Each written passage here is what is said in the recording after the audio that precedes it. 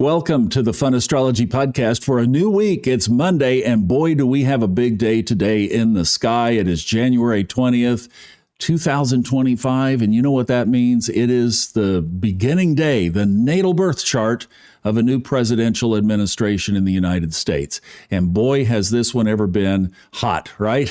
I mean, you know how volatile this day has become, and the chart reflects that too. But before we get to that, I want to check in with Kristin really quick here for a Lucky Stars report. Hi, Kristin. Hi, Thomas and Fun Astrology Podcast family. Happy Monday. Today is a challenging day, but Thursday is a lucky day. I'll be on the podcast to talk all about that energy coming up. If you want to look at the lucky days for next week, join the Lucky Stars Club. Thomas and I can't wait to see you there. I hope you all have a lucky week. All right. Thank you very much, Kristin, for that. I am doing this also on video because I wanted to show the day of this inaugurational chart from 12 o'clock noon in Washington, D.C. And let's jump right into this very busy chart. As you can see, there is a lot of spaghetti in the middle of it. In fact, there's so much going on that I think we need to break it down. So the first thing I'd like to do is take the red off of the chart and let's just look at the positive aspects. These are the trines and the sextiles.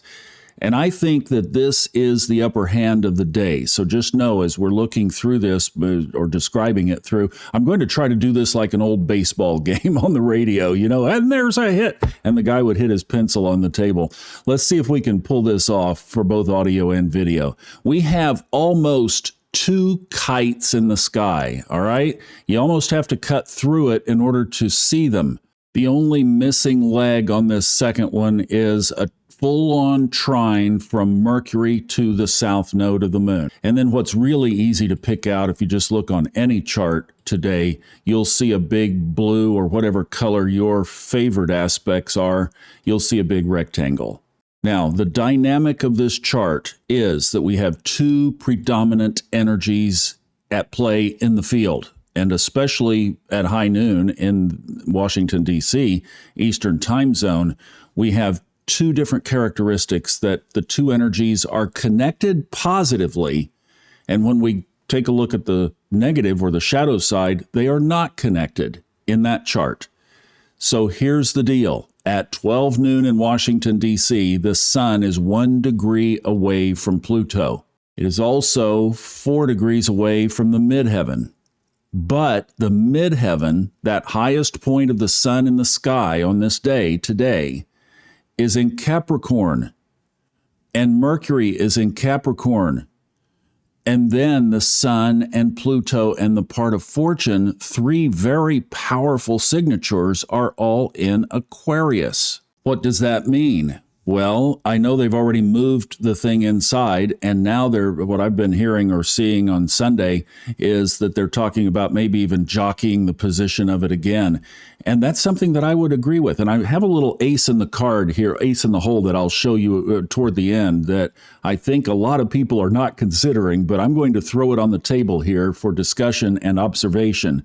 But is this a chart of catastrophe? No, actually, like I was saying, we have two very positive, already existing, full, mature aspects in the sky with the kite and the rectangle, and we almost have two kites. And on the other side, we have a couple of squares, and then we have a T-square, a big square in the middle. And I'll show you that here in just a second on the video, and we'll describe it on the audio. And there's one thing I just don't think that we should ignore in today's chart, whether you're talking about being sworn in as President of the United States or just living your life and trying to get through the day. And if you're having to work on this holiday, well, that's what you're most concerned about, right? Or what's my marriage going to look like? Or how am I going to do with my kids today? Mars in opposition to the sun and Pluto. And I know some people might say it's too wide, it's separating. Yes, the energy is fading down, but I'm just not willing to release that Mars-Pluto opposition as long as Mars is tracking through Cancer. I think it is at play. I just do. And that, to me, that Mars opposite the sun, Pluto, is probably the biggest risk in this chart. There's one more we'll talk about when we look at the shadow sides, but I think that is the most challenging. And for that reason, and I've said this before, if I were advising this team on this transition, what I would do is look at that contrast between the Aquarius, Sun, Pluto, and part of fortune and say that's actually where your strength is today, the midheaven in Capricorn, along with Mercury, says, don't. All right, here we go. Personality thing here. All right, Mercury, about the ego. This says to me, surrender your ego and get yourself to work. Capricorn, the taskmaster. I would have that swearing in at 12 noon, and I would tell my cabinet to report to the cabinet room at 2 p.m. for a meeting. I would have a stack of my agenda on my desk to implement it. This is what the chart is saying is get busy, don't party. This is not a party chart. Do you see anything in Sagittarius? Let me give you a hint for the audio. There's nothing. It's empty. Where's Jupiter? It's grumpy, and it's also in a square to Saturn. So there's just nothing about this chart that says anything about, hey, let's go out and have a parade and have a party and whoop it up. It's get to work, get busy. Now, there's another big dynamic that we have to consider not only for today, but for the entire month of January into February. And that is the stellium that has now planted itself in the sign of Pisces. So we have Saturn and Venus and Neptune and the north node of the moon. And this is a dynamic that I've been really spending a lot of time thinking through in my own mind of how do we relate to it? How is it relating? 2 planets in here, 2 of those 4 planets, that being Venus and Neptune, are actually happy in Pisces. Saturn is not. And the North Node is, well, we've already talked about. I think there's going to be a tilt to spirituality through this. However, Neptune is getting very close to 0 degrees Aries. And I know Ray Merriman in the Forecast 2025 book, and by the way, if you don't have that book, I'm just going to say, why do you not have it? Because for one, I don't get paid to read it. My deal with Ray is I get paid from sales. So if you buy it, it helps me and it will help you because it's like the master plan for the next 2 or 3 years. And it ties everything back to the big, very important Jupiter-Saturn conjunction in December of 2020. And even before that, the Saturn-Pluto conjunction in January of 2020. And it pieces it all together of where this whole thing is heading. But one thing Ray talks about is moving forward into Aries of new innovations. And yes, from a positive, optimistic standpoint, that is absolutely true. But I think the cleanup on the way out and what Neptune is struggling with, because as it looks ahead to Aries, it's saying, oh no, I don't want to go into that sign. It's comfortable in Pisces. So please check out the book. I would love to have you get it. It's on hightimelinebooks.com. Just go there now and order it, and you'll have the master plan, and it will help both of us. I made some specific notes on Saturn and Pisces that I thought are particularly applicable to today. On the positive side, taking responsibility for your life. Consciousness, awareness, spiritual growth and maturity, and wisdom through challenges, lasting spiritual mastery through some adversity. That's the positive side. That's the upside. The negative side is be sure your karma will come around. So broadly, I think what this is doing is throwing a wrench in the whole area of illusions and deceptions. And that's why the crazy seems to be getting crazier. And we also look at Venus as a benefic planet. But remember, somebody put on Twitter this past week, Venus is like almost 1,000 degrees, 700-800 degrees on the surface. So when it gets hot, I mean, yes, Venus is all about beauty and love and everything else. But when mama ain't happy, she's hot. And I mean, not from that kind of hot perspective. She's, don't touch, right? Ow! So we have to keep that in mind as Venus moves through here, that there's a same thing as we started the year with. There's this pull. And yes, Neptune has shown us in Pisces that there is this whole world of deception coming to light, things that are hidden being exposed. And that's dirty business sometimes. And Saturn is only going to press harder on that as this gap closes between the last degrees of Pisces and that 0 Aries point when it enters in there later this year. Now, on the video, you will see the two kites. I've drawn them in two different colors, but this is where a picture is worth 1,000 words, because you see how interconnected all of this is. And I mean, you just see it and you get it and you go, wow, I don't understand all of that, but I really can see that it is, yes, it is all tied together. And this totally underscores my point of getting to work, because, I mean, what he should do first is restore TikTok. I mean, right there, you've made 170 million Americans happy, right? So that's a no-brainer. I mean, hello from Thomas advising the administration, I would say, do that first. Don't pass go. Get that done. But the Capricorn / Aquarius planets are in a favorable aspect to the Pisces stack. So that's a good thing. And then Uranus, the planet of Donald Trump, surprises and catch you off guard, say anything that comes out of his mouth, is in a trine and sextile. And you'll just have to look at it on the video. Truly, it's hard, almost impossible to explain in any kind of timely manner on audio. But then also Mars is in positive aspects, including its opposition. So in addition to, and see, this is where I'm saying I think that the positive of this chart outweighs the negative. So these are just all the blended energies together. And if we were to go through them one by one, it would take 2 hours. But we are talking about positive connections wired into the theme of the day. Now, astrology is built on polarity. It's built on oppositions, and obviously the tension of the squares is what makes us grow. So we have a big square in the chart, and that's where Mars does become prominent. And we're going to get to this little surprise that I have here in just a second. But Mars is directly opposite the midheaven Mercury that we talked about.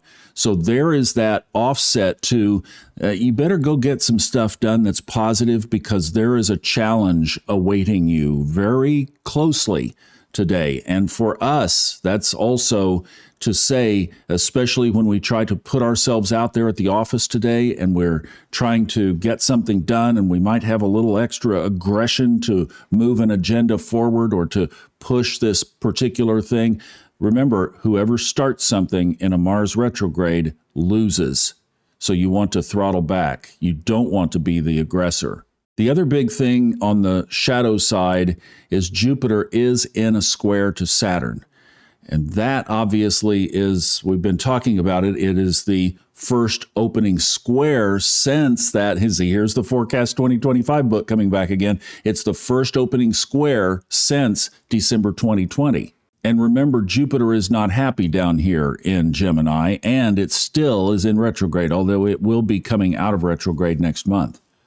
So we're dealing with the challenges and the amplified delays and this is why I say move what you can forward today positively, but not pushing. And I would advise the administration to do the same. Now, here's the ace in the hole.